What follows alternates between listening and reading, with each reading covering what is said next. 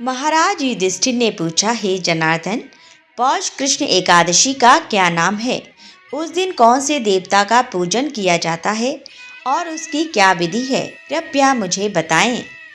भक्त वत्सल भगवान श्री कृष्ण कहने लगे कि धर्मराज, मैं तुम्हारे स्नेह के कारण तुमसे कहता हूँ कि एकादशी व्रत के अतिरिक्त मैं अधिक से अधिक दक्षिणा पाने वाले यज्ञ से भी प्रसन्न नहीं होता हूँ।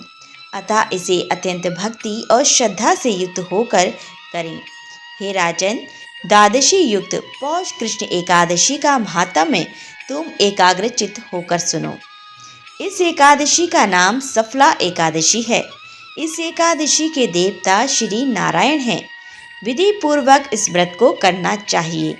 जिस प्रकार नागों में शेषनाग, पक्षियों में गरुण, सब ग्रहों में चंद्रमा, यज्ञों में अश्वमेध और देवताओं में भगवान विष्णु श्रेष्ठ हैं, उसी तरह सब व्रतों में एकादशी का व्रत श्रेष्ठ है। जो मनुष्य सदैव एकादशी का व्रत करते हैं वे मुझे परम प्रिय हैं। अब इस व्रत की विधि को बतलाता हूँ। मेरी पूजा के लिए ऋतु के अनुकूल फल, नारियल, नींबू, नैवेद्य आदि 16 वस्तुओं का संग्रह करें। इस सामग्री से मेरी पूजा करने के बाद रात्रि जागरण करें। इस एकादशी के व्रत के समान यज्ञ, तीर्थ, दान, तप और कोई दूसरा व्रत नहीं है। 5000 वर्ष तप करने से जो फल मिलता है उससे भी अधिक सफला एकादशी का व्रत करने से मिलता है। हे राजन, अब आप इस एकादशी की कथा सुनिए। चंपावती नगरी में एक महिष्मान नाम का राजा राज्य करता था। उसके 4 पुत्र थे। उन सब में लुम्पक नाम वाला बड़ा राजपुत्र महापापी था। वह पापी सदा पर स्त्री और वैश्यागमन तथा दूसरे बुरे कामों में अपने पिता का धन नष्ट किया करता था। सदैव ही देवता, ब्राह्मण, वैष्णवों की निंदा किया करता था। जब राजा को अपने बड़े पुत्र के ऐसे कुकर्मों का पता चला तो उन्होंने उसे अपने राज्य से निकाल दिया। तब वह विचारने लगा कि कहाँ जाऊं, क्या करूं। अंत में उसने चोरी करने का निश्चय किया। दिन में वह वन में रहता और रात्रि को अपने पिता की नगरी में चोरी करता तथा प्रजा को तंग करने और उन्हें मारने का कुकर्म करता। कुछ समय पश्चात सारी नगरी भयभीत हो गई। वह वन में रहकर पशु आदि को मारकर खाने लगा। नागरिक और राज्य के कर्मचारी उसे पकड़ लेते किंतु राजा के भय से छोड़ देते। वन के एक अति प्राचीन विशाल पीपल का वृक्ष था। लोग उसकी भगवान के समान पूजा करते थे। उसी वृक्ष के नीचे वह महापापी लुम्पक रहा करता था। इस वन को लोग देवताओं की क्रीड़ा स्थली मानते थे। कुछ समय पश्चात पौष कृष्ण पक्ष की दशमी के दिन वह वस्त्रहीन होने के कारण शीत के चलते सारी रात्रि सो न सका। उसके हाथ पैर अकड़ गए। सूर्योदय होते होते वह मूर्छित हो गया। दूसरे दिन एकादशी को मध्याह्न के समय सूर्य की गर्मी पाकर उसकी मूर्छा दूर हुई। गिरता पड़ता वह भोजन की तलाश में निकला। पशुओं को मारने में वह समर्थ नहीं था, अतः पेड़ों के नीचे गिरे हुए फल उठाकर वापस उसी पीपल वृक्ष के नीचे आ गया। उस समय तक भगवान सूर्य अस्त हो चुके थे। वृक्ष के नीचे फल रखकर कहने लगा, हे भगवान, अब आपके ही अर्पण है ये फल, आप ही तृप्त हो जाइए। उस रात्रि को दुख के कारण रात्रि को नींद नहीं आई। उसके इस उपवास और जागरण से भगवान अत्यंत प्रसन्न हो गए और उसके सारे पाप नष्ट हो गए। दूसरे दिन प्रातः एक अति सुंदर घोड़ा अनेक सुंदर वस्तुओं से सजा हुआ उसके सामने आकर खड़ा हो गया। उसी समय आकाशवाणी हुई कि हे राजपुत्र, श्री नारायण की कृपा से तेरे पाप नष्ट हो गए हैं। अब तू अपने पिता के पास जाकर राज्य प्राप्त कर। ऐसी वाणी सुनकर वह अत्यंत प्रसन्न हुआ और दिव्य वस्त्र धारण करके भगवान आपकी जय हो कहकर अपने पिता के पास गया। उसके पिता ने प्रसन्न होकर उसे समस्त राज्य का भार सौंप दिया और वन का रास्ता लिया। अब लुम्पक शास्त्रानुसार राज्य करने लगा। उसके स्त्री पुत्र आदि सारा कुटुंब भगवान नारायण का परम भक्त हो गया। वृद्ध होने पर वह भी अपने पुत्र को राज्य का भार सौंपकर वन में तपस्या करने चला गया और अंत समय में वैकुंठ को प्राप्त हुआ। अतः जो मनुष्य इस परम पवित्र सफला एकादशी का व्रत करता है उसे अंत में मुक्ति मिलती है। जो नहीं करते वे पूंछ और सींगों से रहित पशुओं के समान हैं। इस सफला एकादशी के महात्म्य को पढ़ने से अथवा श्रवण करने से मनुष्य को अश्वमेध यज्ञ का फल मिलता है। 5000 वर्ष तप करने से जो फल मिलता है उससे भी अधिक सफला एकादशी का व्रत करने से मिलता है।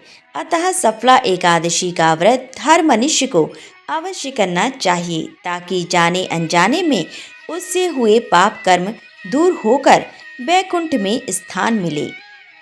एकादशी की आरती। ओम जय एकादशी, जय एकादशी, जय एकादशी माता। विष्णु पूजा व्रत को धारण कर शक्ति मुक्ति पाता।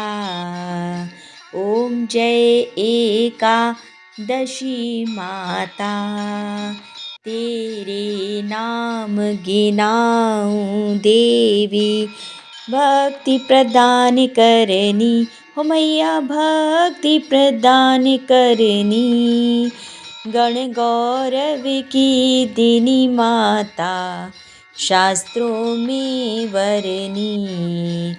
ओम जय एकादशी माता, मार्गशीर्ष के कृष्ण पक्ष की उत्पन्ना, विश्व तारिणी जनमी हो मैया, विश्व तारिणी जनमी।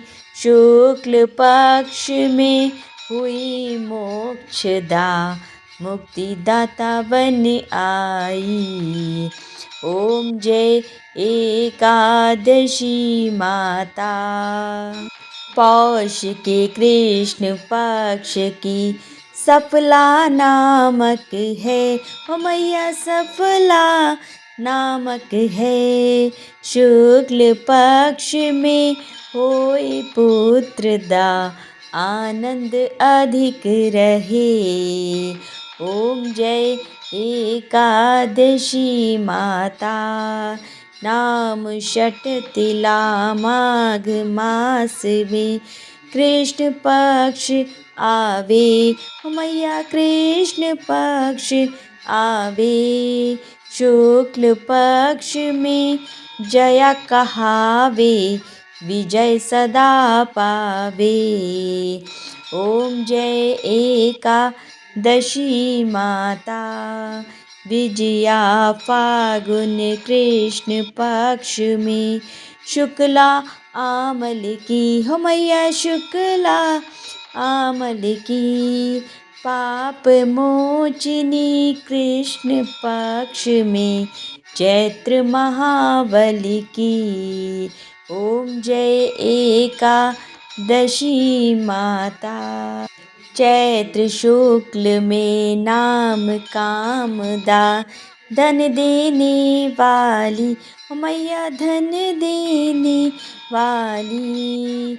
नाम वर्धिनी कृष्ण पक्ष में, वैशाख महावाली।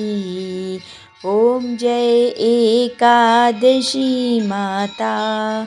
शुक्ल पक्ष में होए मोहिनी, अपरा ज्येष्ठ कृष्ण पक्षी हो मैया, अपरा ज्येष्ठ कृष्ण पक्षी।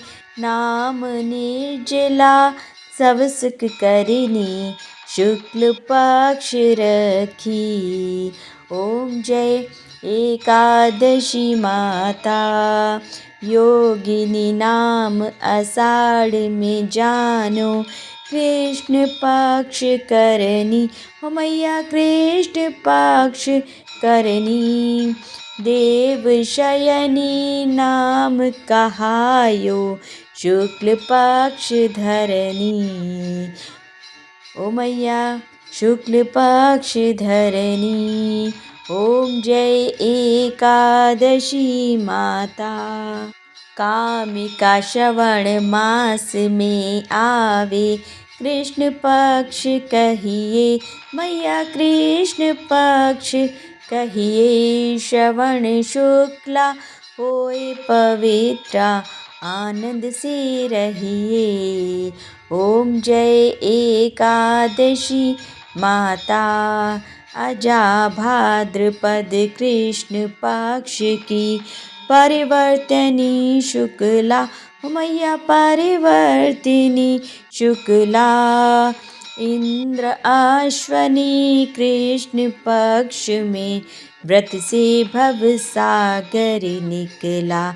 ओम जय एकादशी माता।